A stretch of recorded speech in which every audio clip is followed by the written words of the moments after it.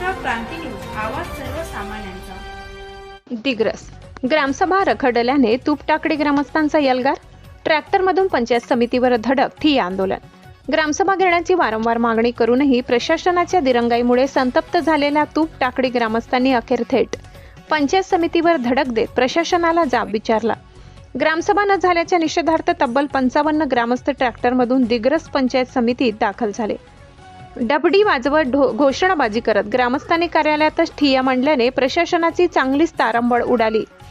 गावातील सार्वजनिक प्रश्न, विकास कामे आणि नागरिकांच्या मूलभूत समस्यांवर चर्चा करून निर्णय घेण्यासाठी ग्रामसभा घेण्यात यावी यासाठी ग्रामस्थांनी यापूर्वीच लेखी निवेदन दिले होते। मात्र निवेदन देऊनही ग्रामसभा न झाल्याने ग्रामस्थांच्या संयमाचा बांध फुटला। ग्रामसभेसारख्या लोकशाही प्रक्रियेलाच विलंब होत असेल तर गावातील प्रश्नाची उत्तरे मिळणार तरी कुठे, असा संतप्त सवाल ग्रामस्थांनी उपस्थित केला। दरम्यान गटविकास अधिकारी पंजाब रनमले हे व्हिडिओ कॉन्फरन्सिंगद्वारे व्यस्त असल्याचे सांगण्यात आले। व्हीसी संपल्यानंतर सरपंच व ग्रामसेवकांना बोलावून घेतले जाईल असे प्रशासनाकडून सांगण्यात आले। मात्र यावर समाधान न मानता ग्रामस्थांनी पंचायत समितीतच ठिय्या आंदोलन सुरू केले। काही वेळाने ग्रामसेवक अनिल उंबरकर पंचायत समितीत दाखल होताच आंदोलनकर्त्या ग्रामस्थांनी टाळ्या वाजवून निषेध नोंदविला। दरम्यान प्रशासनाने 31 ऑगस्ट रोजी प्रशासकांच्या अध्यक्षतेखाली ग्रामसभा घेण्याचे लेखी आश्वासन दिले। ग्रामसभा न घेण्यामागील कारणाची चौकशी, सरपंच व ग्रामसेवकांच्या अनुपस्थितीची चौकशी आणि नियमानुसार कार्यवाहीची मागणीही ग्रामस्थांनी केली।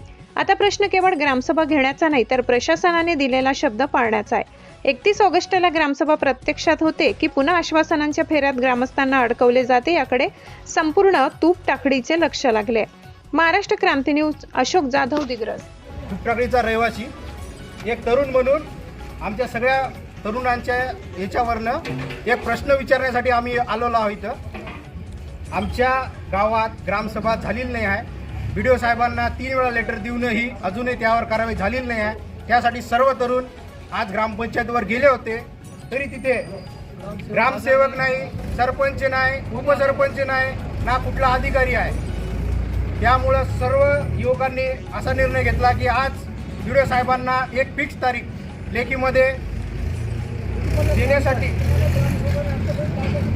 2 तारखा दिल्यात। एक 18 तारीख दिली होती, 24 तारीख दिली होती, 14 तारखेला आम्ही निवेदन दिलं होतं।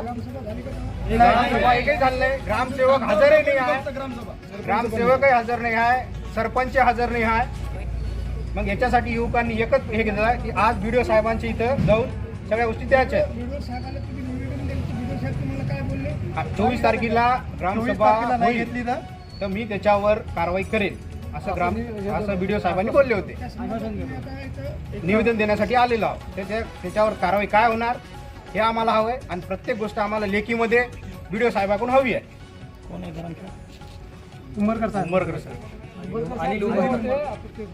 म्हणजे बदली झाली म्हणून त्यांनी म्हणते आम्ही येत नाही म्हणून। आमच्या फक्त युवकांचा एकच प्रश्न आहे की आम्हाला मागच्या 5 वर्षात झालेल्या ग्रामसभा, झालेल्या उपाययोजना एकही माहीत नाही ना। तुम्ही आम्हाला सांगता, आम्ही फक्त हे जे गोष्टी करतोय, आम्ही फक्त एका लाईटाची मागणी केली होती, ते एक लाईट सुद्धा ग्रामपंचायत देऊ शकली नाही। त्यासाठी पोरांनी आता पूर्ण तालुक्यातनी 2-3 ठिकाणी आज ग्रामसभा झालेल्या आहे।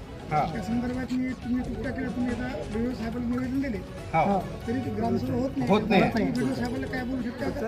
आता त्याच्यावर तुम्ही काय कारवाई घेतली, याच्यावर तुम्ही काय पावलं घेतली समोर, तुम्ही जे आम्हाला सांगितलं 18 तारखेला त्या गोष्टी आम्हाला हव्यात, हे पूर्ण लेखीमध्ये। अशाच नवनवीन बातम्या पाहण्यासाठी आमच्या महाराष्ट्र क्रांती न्यूज या YouTube चॅनलला लाईक करा, सबस्क्राईब करा आणि बेल आयकॉनला प्रेस करा।